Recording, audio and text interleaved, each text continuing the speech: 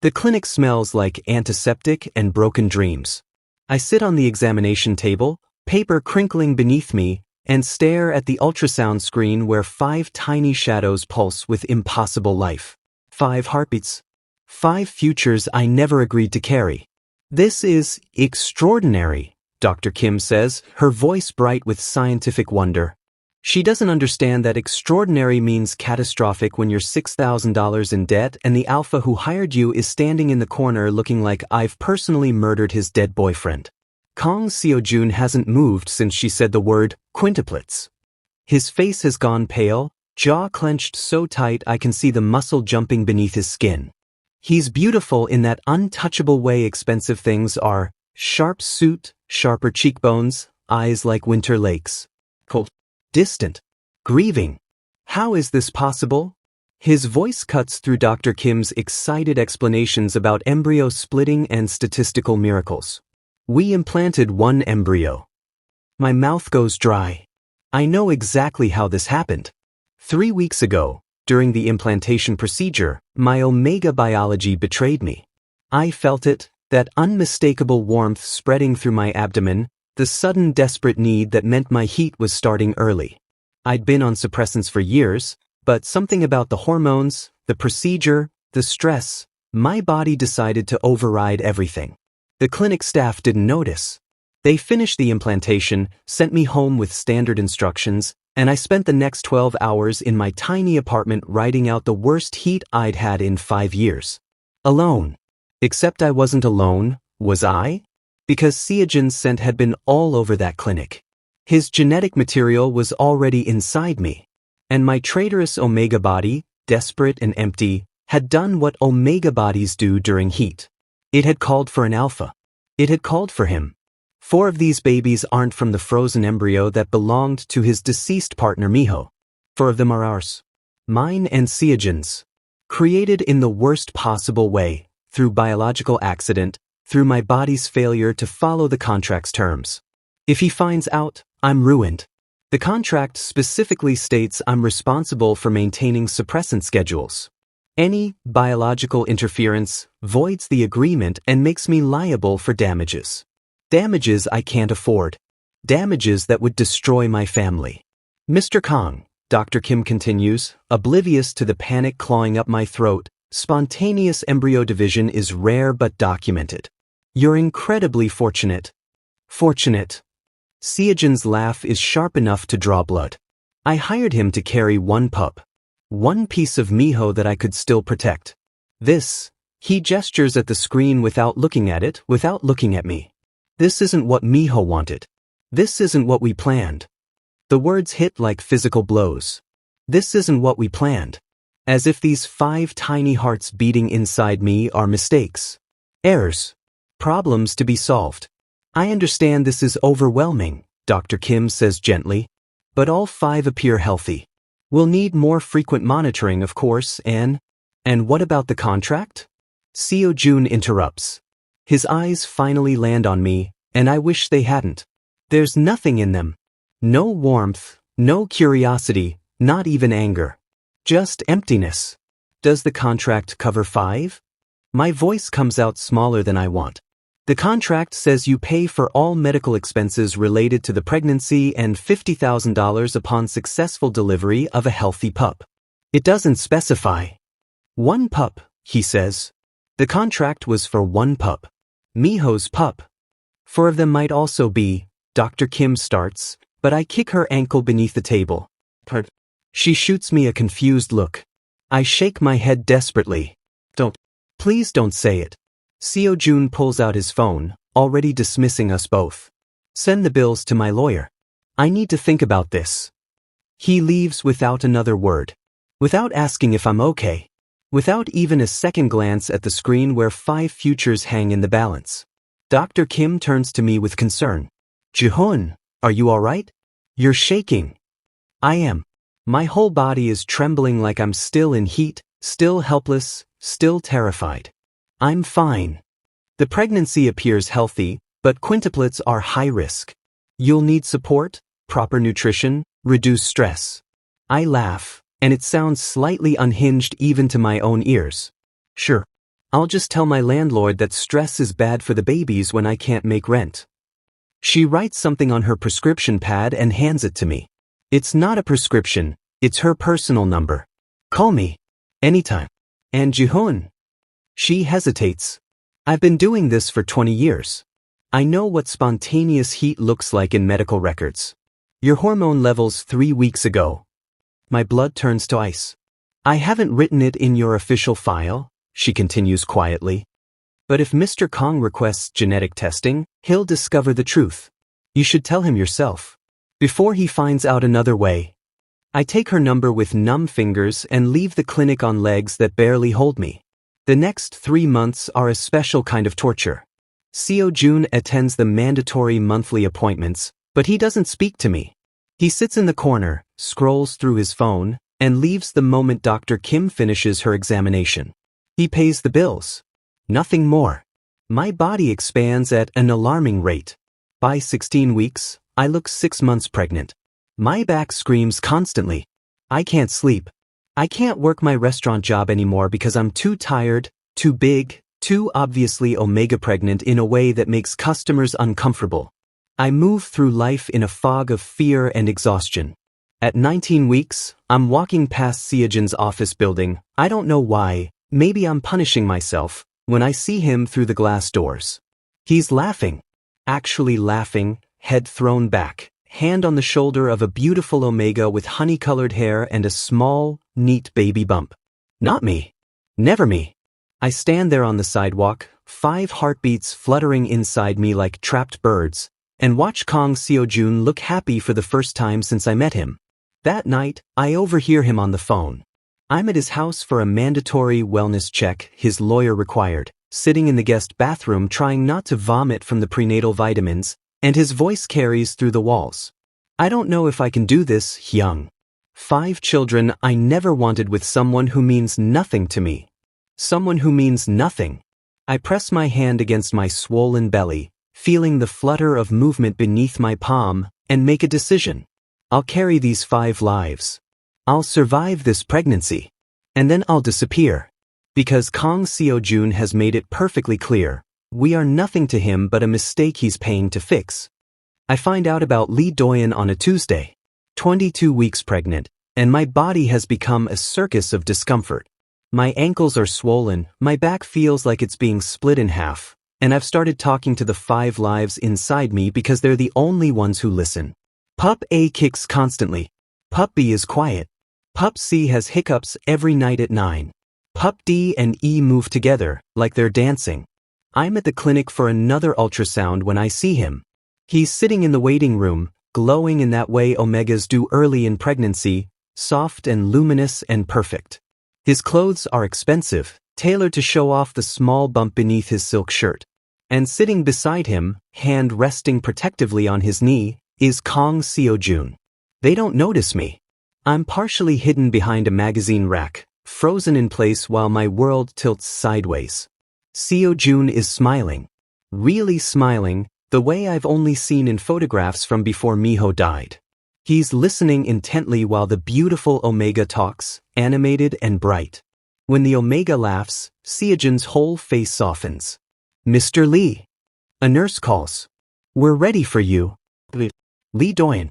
Seojun stands, helps Doyen up with careful hands, and walks with him toward the examination rooms. The same examination rooms where he sits in corners and scrolls through his phone while Dr. Kim checks on his 5 unwanted mistakes. I should leave. Instead, I follow. I'm not proud of it. But desperation makes you do ugly things, and I'm so desperate to understand why I'm not enough, why we're not enough, that I trail behind them like a ghost. They enter room 3. I press myself against the wall outside.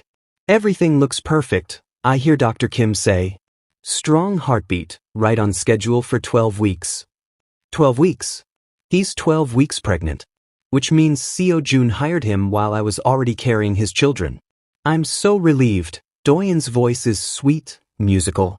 After everything Seojun has been through, he deserves this happiness. A fresh start. You're very kind to do this, Dr. Kim says. It's an honor. Carrying Miho's legacy, the real legacy, not the... He pauses delicately. The unfortunate complication with the previous surrogate. Previous surrogate. That's what I am. Past tense. My hands curl into fists over my belly. Inside, Pup A delivers a sharp kick, like even they can sense my rage. I don't remember walking to Seojun's office. But suddenly I'm there, 23 floors up in a glass tower that costs more than my entire life, and his secretary is trying to stop me. Ma'am, you can't just, Mr. Kang is in a meeting. I push past her. My pregnant body is surprisingly effective at moving people aside. Seojun looks up from his conference table, surrounded by men in suits, and his expression cycles through surprise, annoyance, and finally cold dismissal. Gentlemen, excuse me. He stands, buttons his jacket, and walks me out into the hallway with a hand that never quite touches me. Professional. Distant. What are you doing here? Who is Lee Doyen? His jaw tightens. That's none of your concern. You hired another surrogate. My voice cracks. You replaced us before we're even born. I'm correcting a mistake, he says quietly, and somehow that's worse than if he'd shouted. You were supposed to carry one pup. One piece of Miho that I could still protect, still honor. Instead you're carrying 4 random children and one that's been diluted by whatever caused this catastrophe. Random children. Diluted. Doyen is giving me what the contract promised, Seojun continues. A single pup from Miho's remaining embryos. Uncomplicated. The way it should have been. I laugh, and it sounds broken even to me. The way it should have been. And what happens to us? To the 5 random children currently breaking my body apart. I'm paying for everything, aren't I? His tone is so reasonable it makes me want to scream. I'm following the contract. When you deliver, you'll get your money and you can move on with your life. Move on? Seojun, I'm carrying 5 babies. That I never asked for. For the first time, emotion cracks through his perfect control. I never asked for 5. I never asked for you. I wanted Miho. I wanted our life back. And every day you get bigger with children that aren't his, you're just a walking reminder that he's gone and nothing will ever be what it was. The words punch through me like bullets. Then why didn't you terminate? I whisper. Why didn't you void the contract and end this? He looks away. Because despite everything, I'm not a monster. But he is. He absolutely is. Just a different kind. The kind that keeps you alive while making you wish you weren't. I meet Lee Doyen 3 days later. He shows up at my apartment, my tiny, shabby apartment with its broken heater and water-stained ceiling. He's wearing designer maternity wear and sympathy like a well-fitted coat. Jihoon, right? He smiles warmly. I wanted to meet you. Woman to woman. Well, Omega to Omega. I don't invite him in, but he glides past me anyway, making delicate noises about the state of my living space. This must be so hard for you, he says, settling on my threadbare couch like he's doing charity work. Knowing you're just the trial run. The practice round before the real thing. Get out. I'm not trying to be cruel. His eyes are wide and earnest. I just think you should understand the situation. Seojun needs someone who understands loss. Someone who can honor Miho's memory properly. Not just. He gestures vaguely at my enormous belly. A wound for hire. I said get out. He talks about you sometimes, Doyen continues, ignoring me completely. He feels guilty, you know. Guilty that you're suffering through this pregnancy alone. But he can't bring himself to care because every time he looks at you, he sees his failure. His inability to save Miho. You're a reminder of everything he lost. Something inside me snaps. And you think you're different? You think carrying one perfect pup will make him love you? Doyen's smile never wavers. I don't need him to love me. I just need to give him peace. That's something you could never do. After he leaves, I sit on my couch and cry until my body aches. That night, I notice the car. It's parked across the street, black sedan with tinted windows. I've seen it before, I realize. Outside the clinic. Near the grocery store. Following me. Terror floods through me. Is it Seojun? Is he having me watched? I call the one person I trust. My friend Mincio, who works in tech and has a suspicious mind. Get the license plate, he says immediately. I'll trace it. It takes him 2 days. When he calls back, his voice is grim. It's not registered to Kang Seojun. It's registered to a law firm. Specifically, one that represents the Park family. Who? Park Miho's parents. Jihoon, they know about the pregnancy. And they're building a case. The envelope arrives the next morning. Inside, a legal demand for genetic testing of all 5 pups upon birth, and a custody claim for any child that carries Park Miho's genetic material. The letter is cold, clinical, devastating. Our son's legacy will not be raised by a stranger who contributed nothing but biology. We have rights as grandparents. We will exercise them. I'm 24 weeks pregnant. My body is destroying itself to keep 5 hearts beating. And now I'm going to lose them anyway. I start packing at midnight. Clothes, documents, what little money I have saved. I don't have a plan. I just know I have to run, have to protect them, have to. The room spins. My vision goes dark at the edges. I hear myself hit the floor, feel the impact jar through my swollen body. And then nothing. When I wake up in the hospital, Kang Seojun is sitting beside my bed, and he looks absolutely. The hospital lights are too bright. Everything hurts. Seojun's face swims into focus above me, and for a moment, just one brief, stupid moment, I think he looks worried. Then I remember Lee Doyen, the legal papers, the car following me, and I turn my head away. Don't, I whisper. Don't pretend you care. You collapsed. You were unconscious for 6 hours. His voice sounds raw, like he's been screaming. The babies are fine. All 5. Dr. Kim appears on my other side, chart in hand. But Jihoon, your blood pressure is dangerously high. You're malnourished. When did you last eat a full meal? I can't remember. Food costs money. Money I'm saving for when I run. This isn't sustainable, she continues. Your body is supporting 5 lives. We need to talk about the genetic testing, Seojun interrupts. His hands are shaking. I've never seen his hands shake before. The Parks have a court order. The judge signed it this morning. My heart stops. No, they can't. They can. He won't look at me. The testing happens tomorrow. And depending on the results. He trails off, but I hear what he doesn't say. Depending on the results, I'll lose them. The genetic testing takes 15 minutes. The results take 3 days. Minseo sneaks me out of the hospital against medical advice. I spend those 3 days in his apartment, staring at the ceiling, feeling 5 lives move inside me while I wait to learn which ones I'm allowed to keep. When the results come, it's not Dr. Kim who delivers them. It's a lawyer. Cold. Professional. Reading numbers like they're stock reports instead of my children's identities. Pup A. Paternal match to Kang Seojun and maternal match to Yoon Jihoon. Pup C.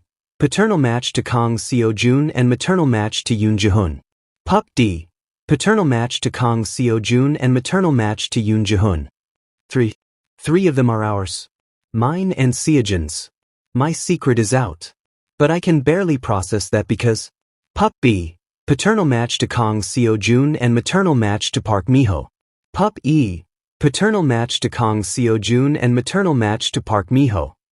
The room goes silent. That's impossible, Seojun says finally. We only implanted 1 embryo. The embryo split, the lawyer explains. Identical twins. Both carry Park Miho's genetic material. Miho gave him 2 children. 2 pieces of his lost love, growing inside someone he despises. I watch Seojun's face cycle through shock, grief, something that might be joy, and finally, horror.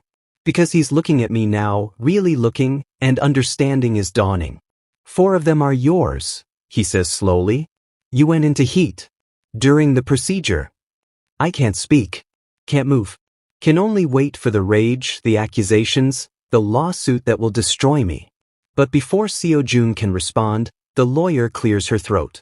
Mr. Kang, the Park family's attorney has requested an immediate meeting. They're demanding custody of pups B and E. Given the genetic evidence. No. My voice comes out feral. No, you can't separate them. They're siblings. All 5 of them are siblings.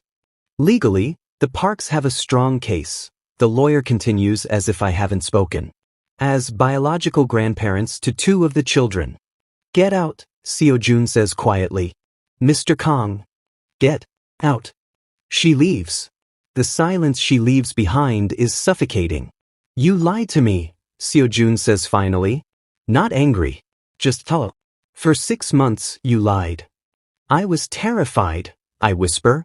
The contract said any biological interference was my fault. You would have sued me. Destroyed me. I couldn't. So you let me believe. He stops, swallows hard. I hired Doyen because I thought the original pregnancy was contaminated. Ruined. A failed experiment.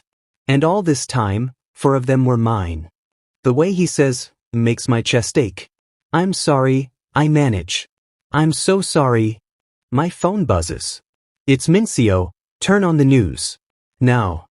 I fumble for the remote. The local news is showing footage of Lee Doyen outside a courthouse, tears streaming down his perfect face. Lost my pregnancy last night, Doyen is saying to a crowd of reporters. A devastating miscarriage at 14 weeks. But even in my grief, my heart breaks for Seojun, who has lost yet another piece of his beloved Miho. The remote slips from my fingers. Seojun stares at the screen like he's been gutted. He didn't call me. He didn't. I had no idea. Something about this feels wrong. Doyen's tears look rehearsed. His grief sounds performed. My phone rings. Minseo doesn't wait for me to say hello. I've been digging into Lee Doyen, he says rapidly. Jihoon, something's off. His medical records, I know a guy who knows a guy, he purchased black market suppressants 3 weeks ago. Heavy-duty ones. The kind that would terminate the pregnancy. I finish numbly. Seojun has gone very, very still. There's more, Minseo continues. Doyen has been in contact with the Park family's lawyer. Multiple calls. He's been feeding them information about you. Your address, your schedule, your financial situation. He's been helping them build their custody case. The pieces fall into place like shattered glass reassembling. He sabotaged his own pregnancy, I whisper. To make you need him. To position himself as the only one who truly understands your loss. Seojun stands abruptly and walks out without a word. The custody hearing happens 2 weeks later. I'm 28 weeks pregnant now, enormous and exhausted. The courtroom is sterile and cold. Miho's parents sit across from me, his mother crying delicately into a handkerchief, his father stone-faced and righteous. Their lawyer is brutal. Mr. Yoon deliberately concealed the truth about the pregnancy. He went into heat and engaged in biological processes that contaminated the agreed-upon arrangement. He's a low-income Omega with no support system, living in substandard housing. Meanwhile, my clients are financially stable grandparents who have every legal right to claim their son's biological children. I have no defense. Everything she's saying is true. Then Seojun's lawyer stands. We'd like to call Lee Doyen to the stand. The courtroom stirs. Doyen enters, still playing the grieving surrogate, dabbing at his eyes. The questioning starts gentle. How did you meet Mr. Kang? When were you hired? How did you feel about the other surrogate? Then, Mr. Lee, can you explain these financial records showing your purchase of prescription suppressants from an unlicensed dealer? Doyen's face goes white. Can you explain these phone logs showing 43 calls between you and Mrs. Park's attorney, starting 2 months before Mr. Yoon collapsed? That's not. Can you explain the text message you sent to Mrs. Park that reads, and I quote, "The Omega is breaking. One more push and Seojun will have no choice but to give you the twins. Then he'll finally need me." The courtroom explodes. Doyen tries to run. Security stops him at the door. He's screaming now, all pretense gone. I loved him first. Before Miho, I was there. I watched Seojun choose that weak, pathetic Omega over me, and then when Miho died, I finally thought, but no. He hires another random surrogate instead of seeing me. They drag him out still screaming. The judge looks disgusted. Case dismissed. All custody claims are denied. But I barely hear it, because Seojun has stood up and he's walking toward the Park's table.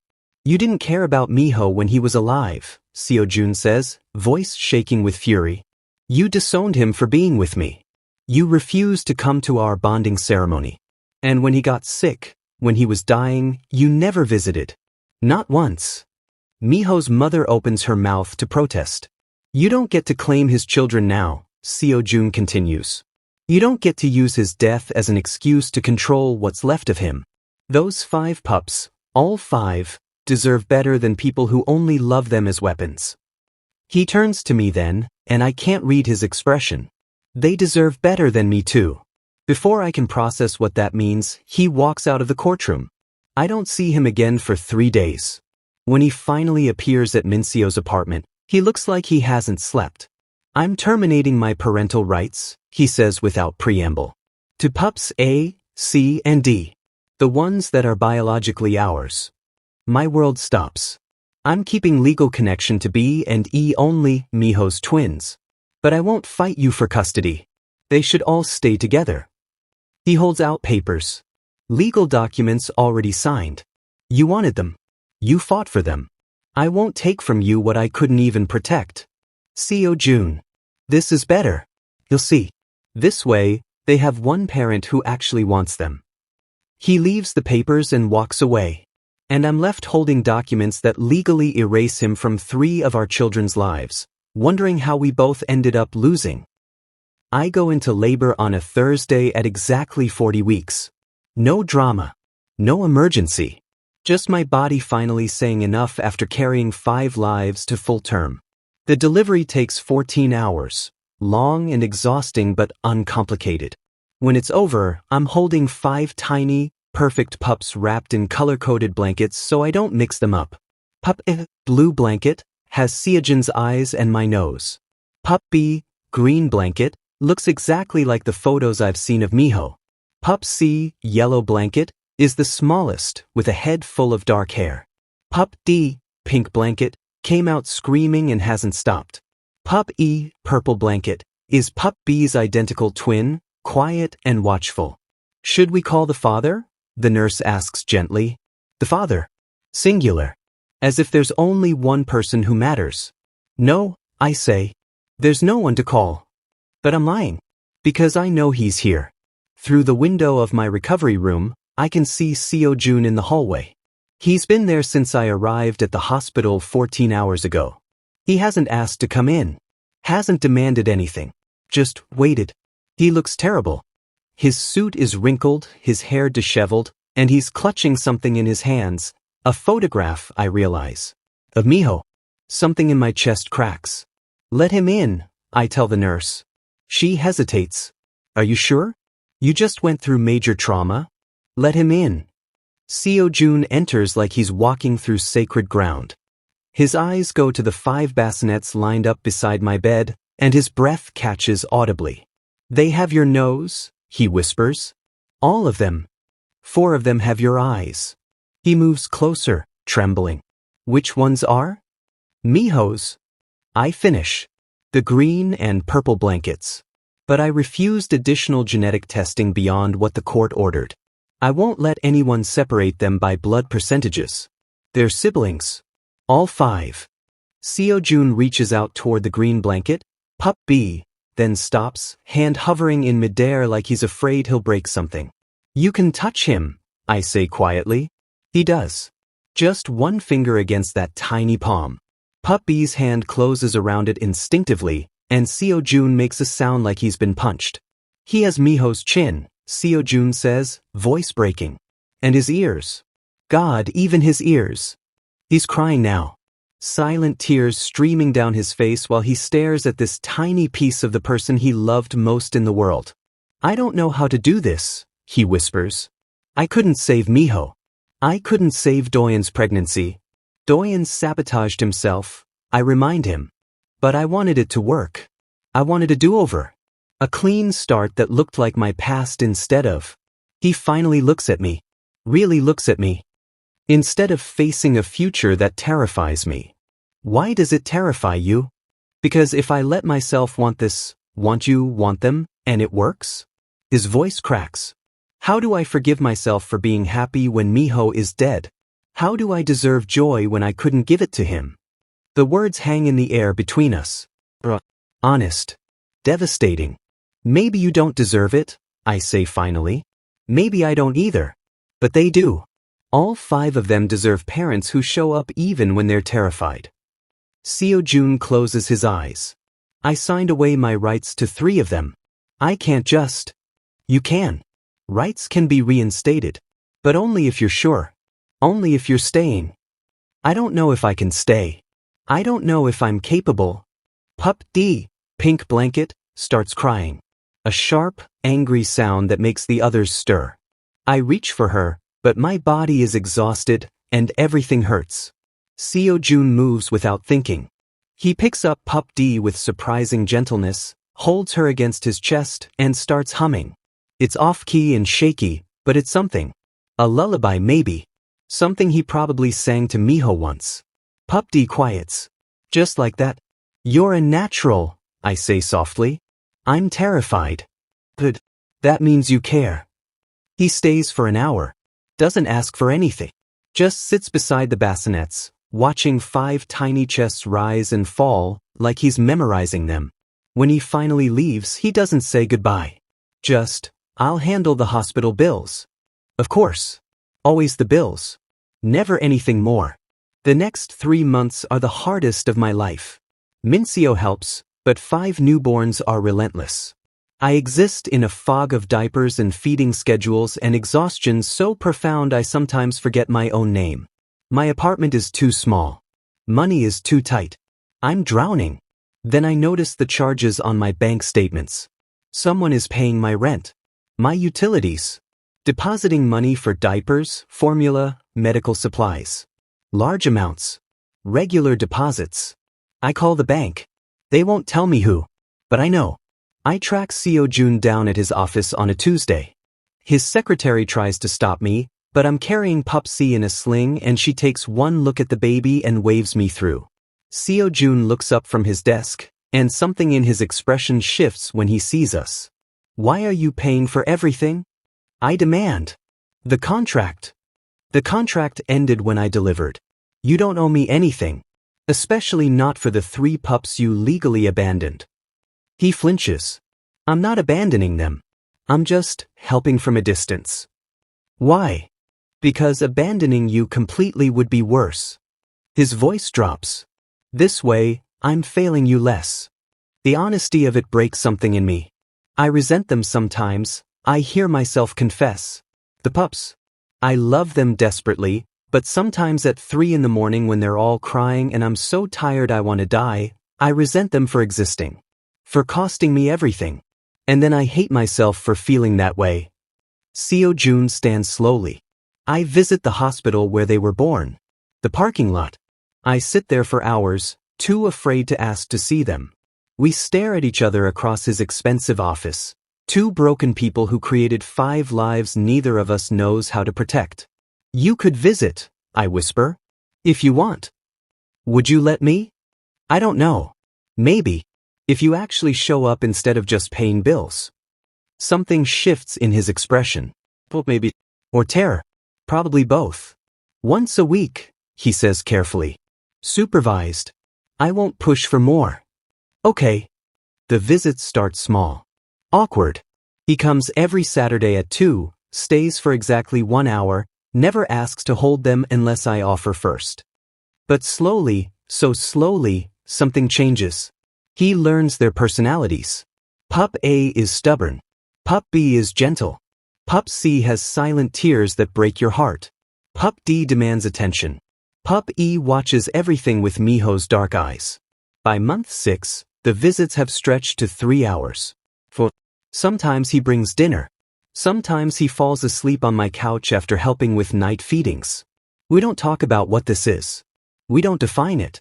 We just exist together in the chaos. Then one night, I wake at 2 in the morning to find him in the nursery, holding all 5 babies with an elaborate pillow system, tears streaming down his face. I named them, he whispers when he sees me. I wasn't supposed to. The contract said you'd name them. But I can't keep calling them by blanket colors and you're leaving. I'm not leaving. The job offer in Busan. I was running again, I admit, sitting beside him. But I think we're both tired of running. He looks down at the 5 sleepy faces. I'm scared I'll love you the way I loved him. And I'm terrified that makes me a monster. Like I'm replacing Miho. Erasing him. What if it makes you human? What if I fail? What if I hurt them the way I hurt you? Pupsy reaches up with one tiny hand and grabs both our fingers. Mine and Seojun's. Holding us together. What if we just try? I whisper. Not for them. For us. What does trying look like? I have no idea. He laughs, actually laughs, and it sounds rusty but real. What if we're already doing it? 1 year later, nothing is perfect. Some days Seojun stares at Miho's photo for hours. Some days I sleep in the guest room because being close feels like too much. The pups are exhausting. Money is still tight despite his help. We argue about schedules and boundaries and whether this counts as co-parenting or something else entirely. But tonight, Seojun is reading to all 5 pups in terrible voices that make them giggle. Puppy has started reaching specifically for him during crying fits. The apartment is chaos, toys everywhere, laundry piled high, the beautiful disaster of a life being lived. I watch him juggle Pup D while singing off-key, and think, this isn't the contract. This isn't the plan. This is something we're building from broken pieces, and maybe that's enough. Stay for dinner? I ask. He looks up, hope and fear warring in his expression. Are you sure? No. But we never are we? He stays. And tomorrow he'll probably stay again. And the day after that. We're not a family yet. Maybe we never will be in the traditional sense. But we're not nothing either. And right now, with 5 heartbeats filling the space between us, that feels like enough.